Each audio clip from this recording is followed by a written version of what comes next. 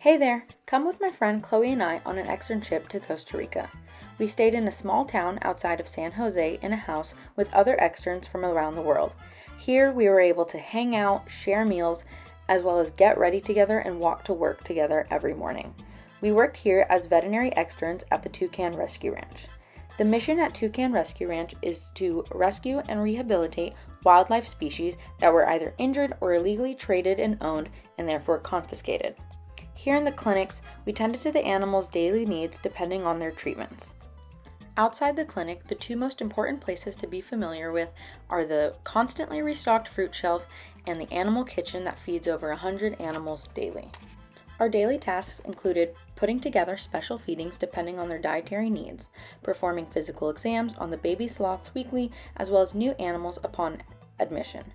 We also took the sloths out for exercise depending on their wounds, administering fluids, and taking x-rays on a case-by-case basis. We also spent time running fecal tests, reading and discussing microscope slides, as well as assisting with necropsies. One of my favorite parts about working there was operating as a team where we were always learning from each other and collaborating to provide the best care possible. It was an incredible experience to work up close with so many new species as well as many that I hadn't even heard of before. I loved seeing how resourceful the team could be with the limited resources available, such as this external skeletal fixator made from acrylic. They also used alternative therapies to help their patients, such as the use of acupuncture to gain feeling and stimulation back in the sloth's arm. Any downtime on clinic days was spent with some of the resident animals here on site, like Nala here sitting in my lap, or helping out with the baby sloths as they could be a handful.